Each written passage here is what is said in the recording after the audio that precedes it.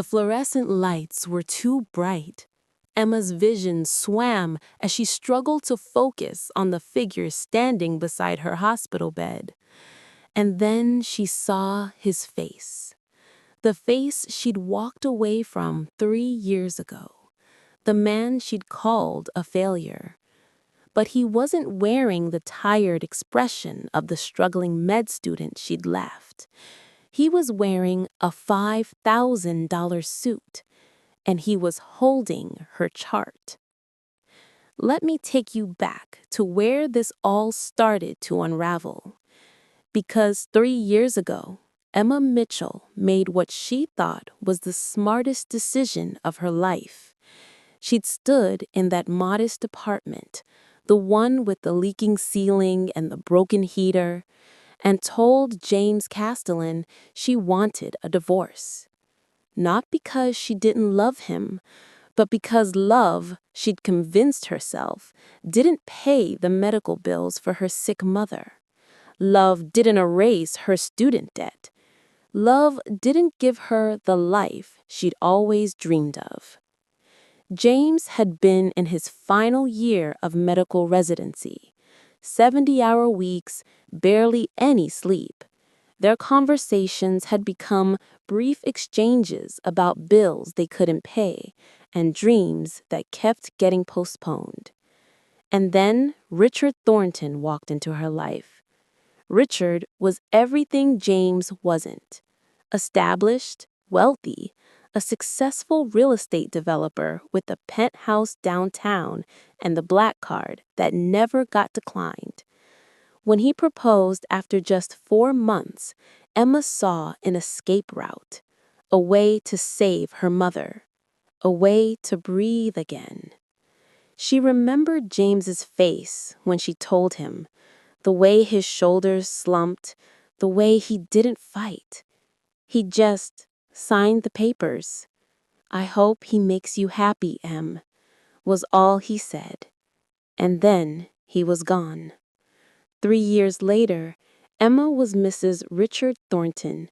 Her mother's treatments were covered. She wore designer clothes and attended charity galas. But something felt hollow.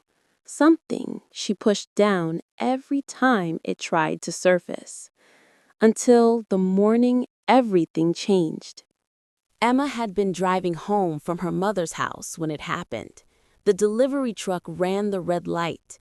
She remembered the screech of tires, the sickening crunch of metal, and then nothing. When the paramedics pulled her from the wreckage, she was barely conscious. "Severe internal bleeding," someone shouted. "We need to get her to Castellan Memorial, now." Castellan Memorial. Through her haze of pain, Emma thought it was an odd coincidence. Same last name as James. But James was probably working at some small clinic somewhere, still struggling. The surgery took 6 hours. And when Emma finally opened her eyes in that recovery room, when her vision cleared enough to see the man standing beside her bed, time seemed to stop. "Hello, Emma." His voice was deeper now, more confident, but unmistakably his. She tried to speak, but her throat was too dry. He held a cup of water to her lips with steady hands, surgeon's hands, hands that had just saved her life. James," it came out as a whisper. "Dr. Castellan, actually." There was no bitterness in his tone, just a strange, unreadable calm. "You're at Castellan Memorial Hospital. My hospital. Well, technically, I own the entire Castellan healthcare network, 47 hospitals across 12 states. But this one," he gestured around, "this one's special. It's where I completed my residency, where everything changed." Emma's monitor started beeping faster. "You own?" Emma couldn't form complete sentences. This had to be a dream, a hallucination from the anesthesia. James pulled up a chair, and for the first time, she noticed the watch on his wrist. Patek Philippe. The suit that fit him like it was custom made, because it definitely was. The subtle confidence in his posture that hadn't been there before. After the divorce, I threw myself into work, he said quietly. A pharmaceutical company approached me about a research project I'd been developing, a new surgical technique for internal trauma. They offered to fund it if I'd lead the program. He paused. That technique, it's what I just used to save your life, Emma. It's also what made me $1.8 billion when I sold the patent and used the money to start building this network. The number hit her like a second collision. 1.8 billion. Why didn't you, she started. Tell you? Call you? Show you I'd made it? James finished. His expression was impossible to read. You made your choice, Em. You chose security over struggle, Richard over me. And I respected that choice, even if it destroyed me. If you can't stand people who judge others by their bank account instead of their heart, let me know in the comments. Type love over money. Because what Emma discovered about her current husband made her past choice even more devastating. Over the next 3 days of recovery, Emma stayed in a private suite that felt more like a 5-star hotel than a hospital room. James had insisted. Former spousal privilege, he'd said with the ghost of a smile. But on the 3rd day, Richard finally showed up. He swept into the room wearing Gucci loafers and annoyance. 3 days, Emma? You couldn't call me back? I've been in Tokyo closing a deal. I was in a coma, Emma said flatly. Richard waved dismissively. Whatever. The point is, this is terrible timing. The Hendersons are having their gala next week, and I need you there. Think you can be discharged by then? Emma stared at the man she'd married. Really looked at him. When had he become so cold? The doctor says 2 more weeks of observation, she said. 2 weeks? Richard's face reddened. That's ridiculous. This is exactly why I told you to avoid driving in that neighborhood. Now look what... Mr. Thornton. James's voice cut through the room like a scalpel. He stood in the doorway, Emma's chart in hand. Your wife suffered severe internal trauma, multiple organ lacerations. She flatlined twice during surgery. She'll be released when I determine she's medically ready, not a day sooner. Richard's eyes narrowed as he took in James for the first time. And you are? Dr. James Castellan, Chief of Surgery, owner of this hospital. James's tone was perfectly professional, but Emma caught something underneath it, something protective. The color drained from Richard's face. Castellan, as in Castellan Healthcare Network Castellan. The same. After Richard left, muttering about phone calls and meetings, James lingered. He hasn't visited before now? It wasn't really a question. Emma shook her head, feeling tears burn her eyes. He's been busy. Right. James moved to check her vitals, his fingers gentle on her wrist as he took her pulse manually. The touch sent electricity through her skin, a feeling she hadn't experienced in 3 years. Emma, I need to tell you something, and you're not going to want to hear it. Her stomach dropped. What? When you were admitted, we ran your insurance, standard procedure, but your coverage, it was denied. What? That's impossible. Richard has the best. He canceled your policy 8 months ago. James' voice was careful. According to the insurance company, he never reinstated it. Your surgery, your recovery, the medications, none of it's covered. The room spun. That can't be right. Richard wouldn't. The bill's going to be around $300,000. He held up a hand before she could panic, which I've already taken care of. Consider it an apology. An apology? For what? For not fighting harder for you 3 years ago. His eyes met hers, and Emma saw something there that made her breath catch. For not letting you think you had to choose between love and security. I should have, been more, done more. James, you were working yourself to death trying to... And you were drowning trying to take care of your mother alone. I see that now.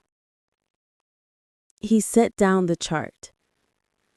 How is she, by the way? Your mother? The question was so gentle, so genuinely concerned, that Emma felt something crack inside her chest. She passed away, Emma whispered. 18 months ago. James' expression shattered. I'm so sorry. I didn't know.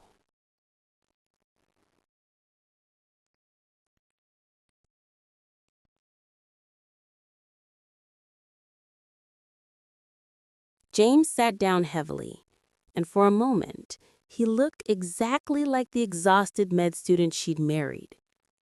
I would have been there if you'd called. I know. I thought about it. But I'd made my bed, right? I chose Richard, the money, the security. And by then you were probably married to some brilliant surgeon who actually deserved you. I'm not married. The words came out quiet. Haven't even dated seriously. Turns out, when you spend 3 years building a medical empire to prove something to a woman who's already gone, there's not much time for romance. Their eyes met, and the weight of 3 lost years hung between them. You built this for me? Emma's voice cracked. I built it because of you, James corrected. There's a difference. You weren't wrong, Em, about me being so focused on medicine that I forgot about us, about you. I was drowning in residency, and I kept thinking, just get through this year, just finish this rotation, I kept postponing our life together. Your mother needed help, and I couldn't provide it. You needed a partner, and I was just absent. Emma had never heard him talk like this. The James she'd divorced had been too tired, too ground down by the medical system to articulate his feelings. So when you left, when you chose someone who could actually show up for you, yeah, it killed me, but it also woke me up. He ran a hand through his hair, a gesture so familiar it hurt.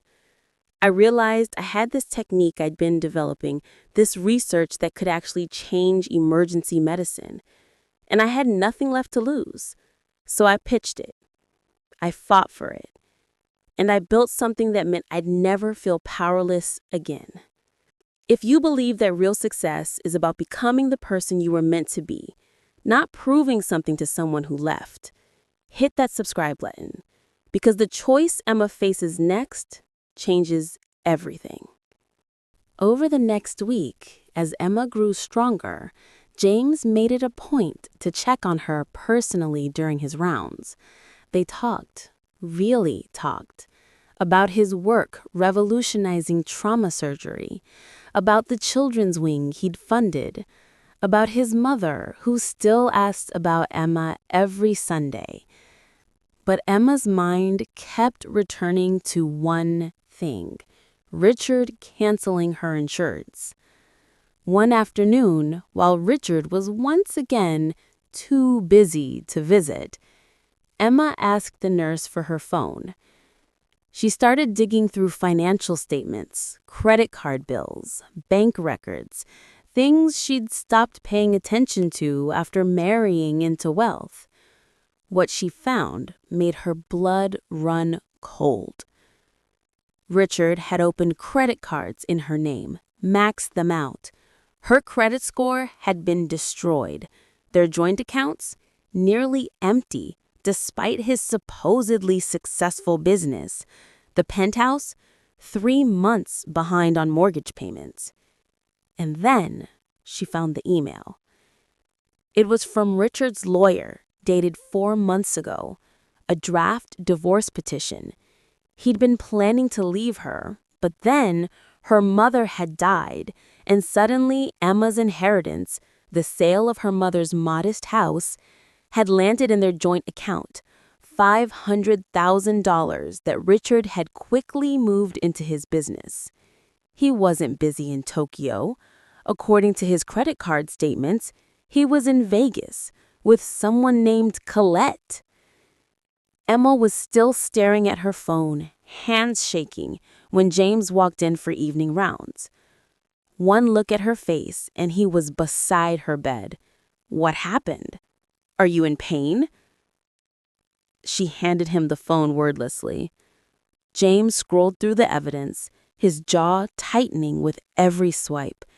When he looked up, his eyes were blazing. "Emma, this is fraud. Identity theft. And he's been cheating." "Yeah." Emma laughed bitterly. "I gave up everything for financial security, and I married a con artist. The universe has a hell of a sense of humor." "You didn't give up everything." James set the phone down and took her hand. The gesture was so natural, so right, that Emma felt tears spill over. "You did what you thought you had to do. What anyone would do when they're desperate and scared and trying to save someone they love." "I gave up you," Emma choked out. "I gave up the only man who ever actually loved me. For what? For this?" "Emma, no, let me say this." She gripped his hand tighter. "I was so stupid, James. So blind. You were working yourself to death because you cared, because you wanted to build a future for us. And I looked at our tiny apartment and your exhaustion, and I couldn't see past the struggle. I couldn't see you." James' thumb traced circles on her palm. "You were taking care of your dying mother alone while working 2 jobs. I don't blame you for wanting a life raft." "But you were my life raft," Emma said. "You were my home, and I traded it for a penthouse that's about to be foreclosed on and a husband who's been stealing from me." The machines beeped steadily in the background. Outside the window, the sun was setting over the city. "Can I tell you something?" James said quietly. "The day you came into this hospital, when they radioed ahead that it was you, I almost had another surgeon take the case. I thought, I can't do this. I can't have her life in my hands." "Why didn't you?" "Because despite everything, despite 3 years and $1 billion and all the distance I tried to put between us, I couldn't let anyone else save you." His voice cracked. "Some part of me is always going to be that med student who married his college sweetheart in a courthouse ceremony because we couldn't afford a real wedding. The guy who thought he was the luckiest man alive just because you said yes." Emma couldn't breathe. "James, you don't have to say anything. I just needed you to know. You're not stupid. You're not blind. You were human. You made a choice under impossible circumstances. And yeah, it hurt. But watching you almost die in my operating room, that hurt worse. 2 days later, Richard finally returned from Tokyo. He strolled into Emma's hospital room with a bouquet of expensive flowers and his practiced smile. "There's my girl. Feeling better? Because I've got great news. The Henderson Gala is postponed 2 weeks, so you'll have plenty of time to—" "I want a divorce." Richard's smile froze. "Excuse me?" Emma sat up straighter, ignoring the pull of her healing incisions. "I know about the credit cards, the mortgage payments, the money you stole from my mother's estate, and I know about Colette." The flowers hit the floor. "You've been spying on me?" Richard's voice turned vicious. "You ungrateful! Do you have any idea what I've given you? The life I've provided?" "A life built on fraud and lies." Emma's voice was steady now. "You canceled my insurance. My surgery cost $300,000 that you couldn't be bothered to cover. You haven't visited me except to complain about your schedule, and you've been planning to divorce me for months. You were just waiting to drain whatever assets you could first." Richard's face mottled red. "That money from your mother? That was community property. I had every right to." "Actually, you didn't." James appeared in the doorway, and Emma had never been more grateful for anyone in her life. "Inheritance isn't community property in this state, and identity theft, forgery, and fraud are all felonies. The district attorney's office has been very interested in the evidence Mrs. Thornton provided." "Who the hell are you two—" "He's my lawyer's client," Emma interrupted, "and my surgeon, and the owner of this hospital, and the man I should have never left." Richard lunged toward Emma, rage twisting his features, but James stepped between them. "Security," he said calmly into his phone. "Suite 407, now." 2 security guards appeared within seconds, one of the benefits of owning the building. As they escorted Richard out, threatening lawsuits and reputations, Emma finally exhaled. The tension she'd been carrying for 3 years seemed to leave her body all at once. "Thank you," she whispered when the room was quiet again. James pulled up the chair that had become his usual spot. "You did that yourself. I was just backup." "James, what now?" Emma's heart hammered. "I've made such a mess of everything. My credit's destroyed. I don't have a place to live. I don't even have a job anymore. I quit when I married Richard because he insisted I—" "Emma?" James took her hand. "Breathe. First, you focus on healing. Second, my lawyers are very good at what they do. Richard will face consequences for what he's done, and we'll recover what we can. Third," he paused. "Third, you figure out what you actually want, not what you think you should want, not what seems safe or practical. What you want." Their eyes met, and Emma saw everything in his expression: the hurt, the hope, the love that had never quite died. "I want—" Emma's voice shook. "I want to not make decisions based on fear anymore. I want to stop equating love with struggle And money with security. I want. James was quiet for a long moment, long enough that Emma's heart started to sink. Then he said, I bought your mother's house. What? After she passed, Richard sold it to a developer. I bought the entire property before they could demolish it. The garden she loved, it's still there. I've had someone maintaining it for the last year. Emma felt tears streaming down her face. Why would you? Because I remembered how much it meant to you. How much she meant to you. And I thought. He looked almost vulnerable. I thought maybe someday, if I ever got the courage to reach out, I could give it back to you. Give you back something you'd lost.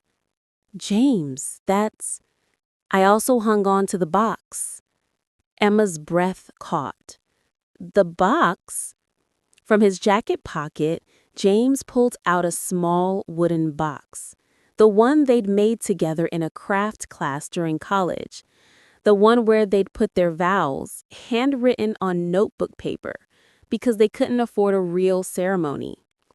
He'd read them sometimes, James admitted, when I'm having a hard day, when I need to remember why I do this work. With trembling hands, Emma opened the box. There were her vows written in purple ink. I promise to choose you every day, in every way, to see you, really see you, through the hard times and the good, to build a life where love is the foundation, not an afterthought. She'd broken every single promise. I want to write new vows, Emma said suddenly. Better ones. Ones I can actually keep. James' smile was tentative, but real. Yeah? Yeah. But first, I need to heal. Actually heal, not just physically. I need to figure out who I am without defining myself by who I'm with. I need to fix my credit and find a job and maybe go to therapy. That sounds healthy. James stood to go, but Emma caught his hand. I'm not saying no to us, she said firmly. I'm saying not yet. Not until I can choose you from a place of wholeness instead of desperation. You deserve that. We deserve that. James leaned down and pressed a kiss to her forehead, gentle, reverent. I've waited 3 years, Em. I can wait a little longer. Just not another 3 years. Definitely not another 3 years. Emma stood in her mother's garden, surrounded by blooming roses and the sound of wind chimes. She'd moved back into the house 6 months ago. James had insisted it was hers, no strings attached. She'd gotten a job at a nonprofit helping women escape financial abuse. Her credit was slowly recovering, and she'd learned to be okay with being alone. Until she wasn't alone anymore. Your mother would love what you've done with the place. James's voice came from behind her. Emma turned to find him standing there, in jeans and a t-shirt. No designer suit, no billion-dollar CEO persona, just James. I planted her favorite roses, the yellow ones. I remember. He stepped closer. She gave me advice once, about 2 months before the wedding. What did she say? She said, my daughter's going to break your heart, James. Not because she wants to, but because she's scared. When she does, you have 2 choices. You can let it make you bitter, or you can let it make you better. Choose better. His eyes were soft. Best advice anyone ever gave me. Emma felt tears prick her eyes. Did you choose better? I built a medical empire, saved thousands of lives, and never stopped believing that maybe someday. He took her hands. "Yeah, Em, I chose better." "I'm ready," Emma whispered, "to choose you, to choose us, for real this time." He pulled the wooden box from his pocket. Of course he brought it. "Then let's write those new vows." And in her mother's garden, surrounded by yellow roses and the life she'd rebuilt from ashes, Emma finally came home. Not to a penthouse or a palace, but to the man who'd saved her life in more ways than one. To the only billionaire who ever mattered. To love.